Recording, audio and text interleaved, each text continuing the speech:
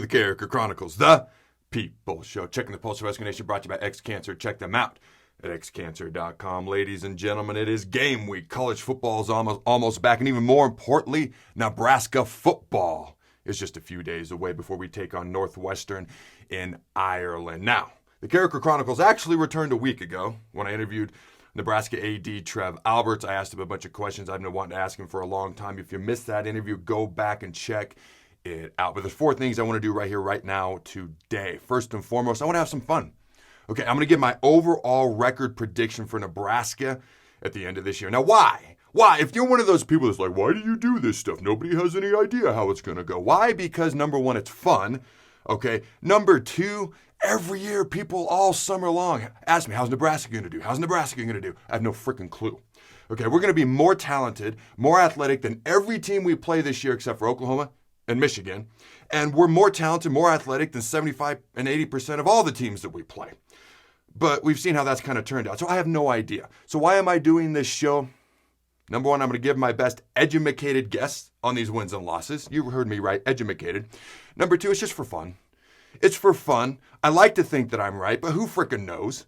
Okay, so we're going to have some fun here today. Number 2, this is my official Northwestern breakdown and prediction show.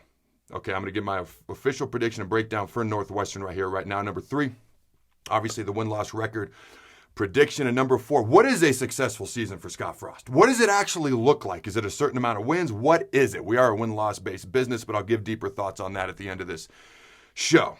All right, so let's light this candle. Let's dive into Northwestern versus Nebraska. And here's my quick breakdown of that. I'm going to try to go quickly to get to all the games before this video is 40 hours long, although that'd be kind of fun. I don't know. I need some sleep in there. Anyways, Nebraska, much to my surprise, is 12.5-point favorite over Northwestern.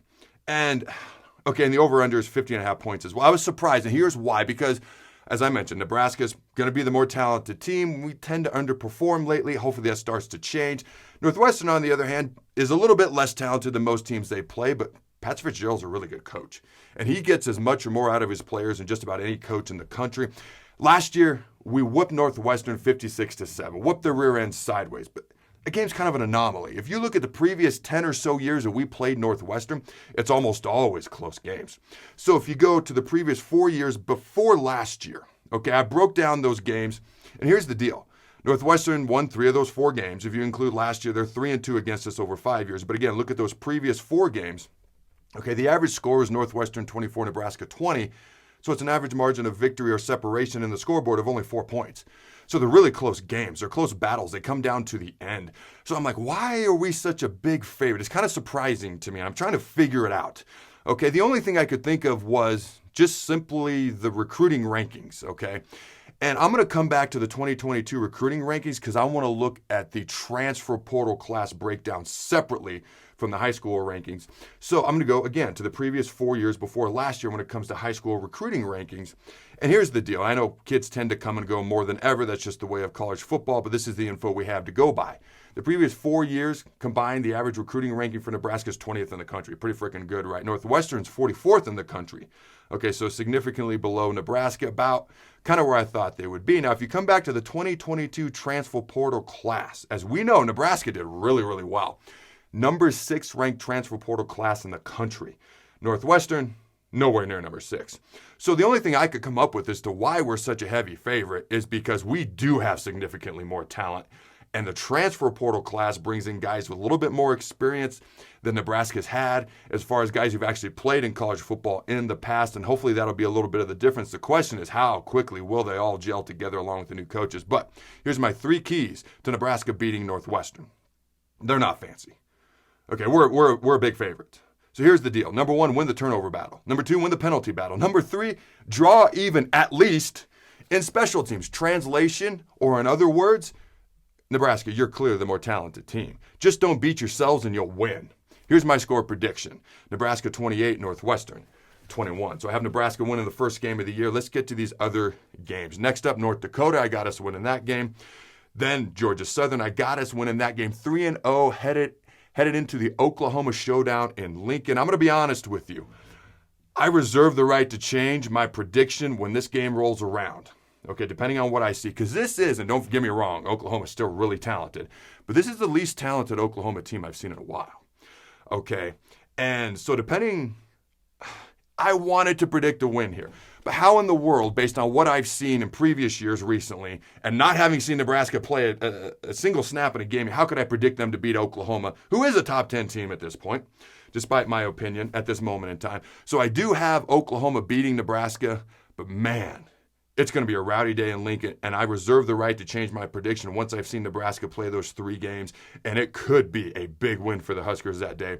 But alas, I do have at this moment in time Oklahoma winning, so Nebraska's 3-1. Okay, headed into Indiana, which I have us winning, Rutgers, which I have us winning. So that puts us 5-1 headed into the last half of the season, which to me is the key part of the season. These next 3 games are interesting. You got Purdue, who I believe is going to be better than most people think. They were 9-4 a year ago. They have a really good team returning, and they have an underrated quarterback who could potentially be one of the all-conference players by the end of the year. Okay, I'm going to come back to my prediction for Purdue in a minute. Illinois is next. I do think we beat Illinois, but Minnesota, I see them as another team that can, they were 9-4 a year ago. They lost their best player, which was their running back early on in the season. In fact, the first game of the season, his nickname is the rolling ball of butcher knives, Mr. Ibrahim, and he's back. So to me, they're going to be dangerous as well, maybe better than they were a year ago. So I think we beat Illinois, and I think we split Purdue and Minnesota. I don't know, do we beat Purdue, lose to Minnesota? Do we beat Minnesota, lose to Purdue? Either way, I think we're going to split those 2, beat Illinois. And then at Michigan, all right, that's obviously going to be a tough game at this moment in time. I'm predicting Michigan wins. So that would put us 7-3 headed into the last 2 games.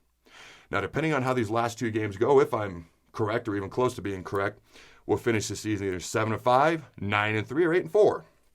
So here's how I see this. I see us splitting with Wisconsin and Iowa. I really do. And I'm gonna make myself make a prediction on these 2 games. Initially, I was like, we'll beat Iowa, probably lose to Wisconsin, because Wisconsin's usually a little better than Iowa, so that just makes sense. But we get Wisconsin at home.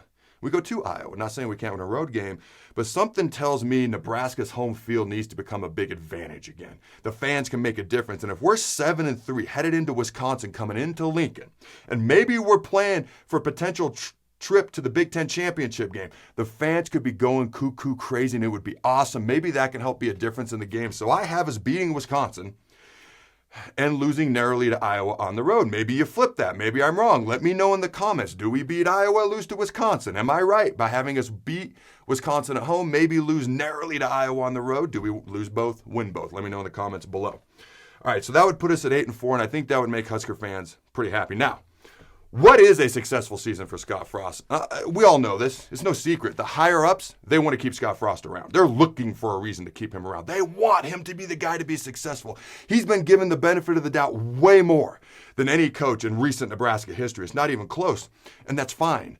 But it's kind of time to start figuring this thing out.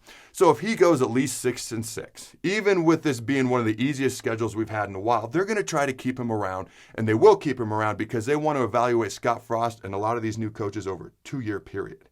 So technically success is 6-6, which in Scott Frost's case is being brought back for a 6th year. Now, I'm going to be more objective than I've ever been on this show. I try to be as objective as I can be, also be honest, but here's why. Okay, I'm rooting for a great season, but I don't want to get caught in a vacuum. I'm kind of ready for this coaching picture to be cleared up and stop being muddy. Now, if we go 6-6, 7-5, we're going to a bowl game, haven't done it in a while, I'm fine with that. I hope this makes sense. I'd almost prefer 3-9, 4-8, or even better, 9-3, 8-4. So we get a clearer picture, or 10-2, clearer picture of is Scott Frost the guy? Are we just postponing the inevitable if we have an easy schedule and he finishes in the middle? I hope that makes sense. I want a great season, but I want what's best for the Husker program as a whole. I'm rooting for Scott Frost to succeed because that means Husker football is succeeding. But I want what's best for the program as a whole and long term, and I'm just ready for this picture to be cleared up. Let me know in the comments. Do you agree with me? Does that make sense? And let me know your record prediction as well. Go big, red, and always remember, throw the bug. This show is brought to you by XCancer. Join the fight at XCancerStore.com and support your loved ones, your neighbors, and cancer fighters all over the world and help them gain access to revolutionary treatments. XCancerStore.com has a wide variety of t-shirts and merchandise supporting a wide variety of cancer battles so you can show off the colors that matter. Proceeds from each purchase not only help those at home, but also cancer fighters in Tanzania, Africa. Check them out at XCancerStore.com.